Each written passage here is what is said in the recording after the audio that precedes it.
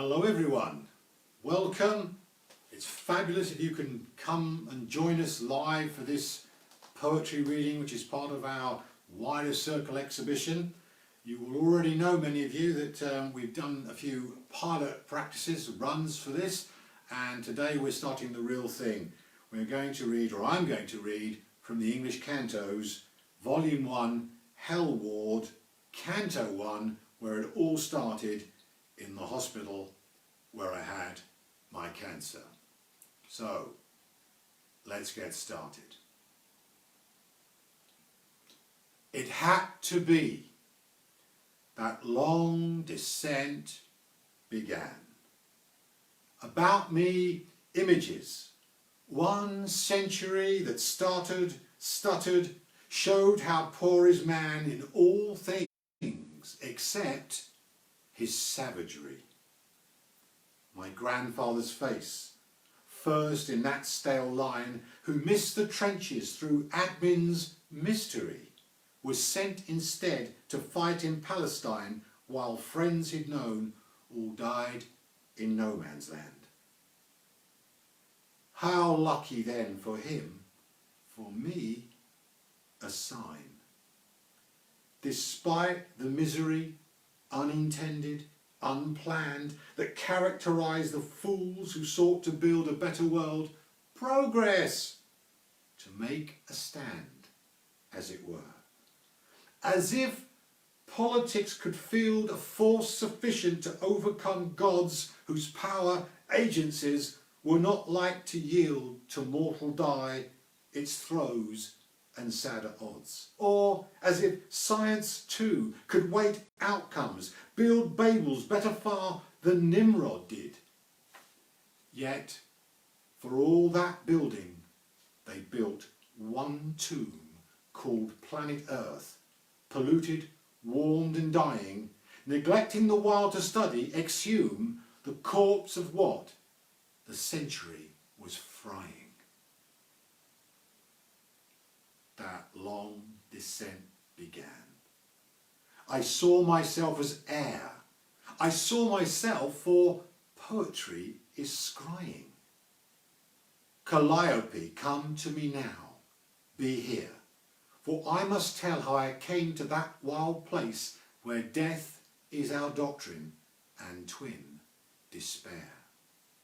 For all this know, each human hides that face divine, which is our task within our will, to reveal at last, if so by God's grace, that love that Dante saw created hell, and by his goodness covered earth with stars, so many no mind could count them.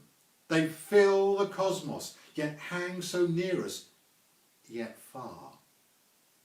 Our destiny one day, perhaps, to cross over to where mortality can't mar, cast shadows that prolong and deepen loss. Calliope, come now to me, epic queen. Without inspiration, writing is dross. Enable me to see what's not been seen before, but rise heroic to this quest and find the Grail. What does this century mean? And in so doing also find true rest, the 9th heaven where Dante found himself, surprised and speechless, all light and all blessed, all one, yet being not somebody else. Himself full on, even as one snowflake in dawn's deep drift, unique, while still engulfed. Calliope, Apollo's daughter, make me prophesy. You know what's to be. You know the golden god and how he breaks the proud. I came myself near history, despite a false summer then broken out, collapsing quite incomprehensibly. Something medics came to see in my gut, something small, some shadow should not be there, but they'd remove a snip, at most a cut, and I'd be well. There my life would be clear. I waited, hospitalised, without sun, no moon either, nothing natural, dear, gone, without trace, as I went down, down, down. One held my hand as anaesthetics did their graft. What was to do would soon be done, and that malignancy within, well hid, that choked snake-like intestinal flesh, would be revealed at last, and I'd be rid of cancer's bloated presence and its wish. Destruction absolute, assured, aligned, refusing life, wanting in death to mesh with me. An apt image of evil's mind. Small gains to build one's vaulting emptiness. At last undo what so much love designed. What much love designed? And too was blessed? Such sacredness I scarce can speak of, how before God now I tremble, quake, and less. His glory, I saw it as dying, slow, gutted of guts and lying on the bed, out of my body, sight soared to space so effortlessly, and there I saw ahead one giant finger turning candy floss, wondering what? I willed myself and sped to see. There, close up, I saw not chaos, but its just opposite. Not sugar wound around a finger for which some child might fuss, but a star formed in deep space, without sound, no fanfare, tranquil, and the index bent, one flick, it revelled forward on its round. How could such power be? The whole cosmos rent into parts, and each part on its own work, and better still, each atom purposeful, sent whilst far below on a bed, injured, hurt, powerless to do evil, much less good, I lay helpless, fit soon to be but dirt. I choked, for knowing there's nothing I could do, racked on my bed of pity, undone, undoable. Lord God, my tears a flood that nothing conscious might make or sum. Only a baby in the night in pain hopes somehow, something or someone must come, because existence exists and come again. Not only did he make the living ones, he's life itself, which means he is the plan. I cried, Lord God, help me.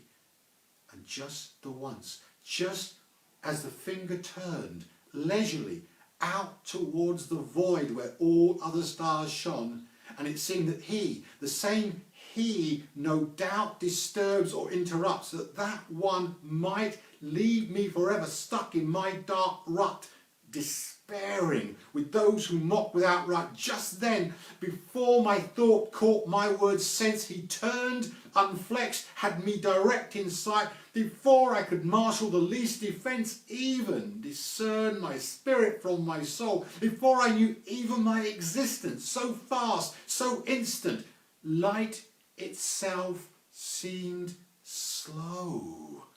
There, at the point the surgeon made his cut, at that point exactly, I felt God's blow in me.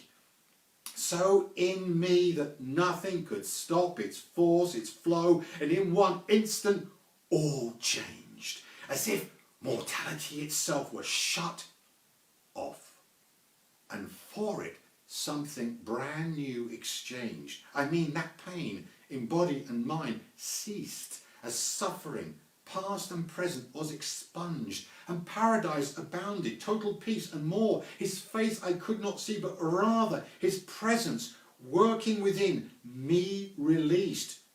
But that was it, free, yet in me, together, and I aware of some awful purity, a whiteness of light, which recalling ever I quake within, tremble before to be, before such beauty as I cannot stand before. So weeping, weeping endlessly, not tears as lost souls weep, you understand, but joy at such happiness, profound, deep, so deep nothing could undo, countermand, erase. At last my soul was in his keep, and so he rocked me like a babe in arms, the only time in 3 months I found sleep. Nothing could interrupt that restorative calm. No artificial light, blood test, chit-chat, or worse, the dying cries lacking love's balm. In that hell of a hospital I was at, broke that deep sleep that God induced in me. Till morning, sunlight at the window slats, waking to find, or know for certainty, I was not bound to die, but yet to live. For he had called me back through his mercy, all grace unbounded, simply his to give. The world strange, which not long before was not altered, before the busy bustling hive of bees circling till exhausted and shot they died in beds of blank indifference, after honey and overflow, the lot, time slowed to tripartite significance, future ahead and present, a new past in which what was random had his presence, vital, pervading all moments, all mass, nothing beyond reaching, beyond his reach, that reach, and his hand, the net he had cast, that net into which he too had been pitched. No, not some distant God who lived remote, pulling the levers and strings, laughing as each man fell to common and singular notes of folly. No, not such a God as that, or some such Zeus on full sensual bloat, careless how the swan's neck proves Troy's mishap. Instead, another God, and just the one whose word upholds all things, all changing shapes, till changing he himself in flesh was done. And now, before is what's ahead, beckons a door, burning to drape upon, as if hanging there my bed, out to deeper depths than this sick ward holds, and sinking at last, the human cancer shed, if seeing my own horror and its toll, might let light intrude, penetrate my soul.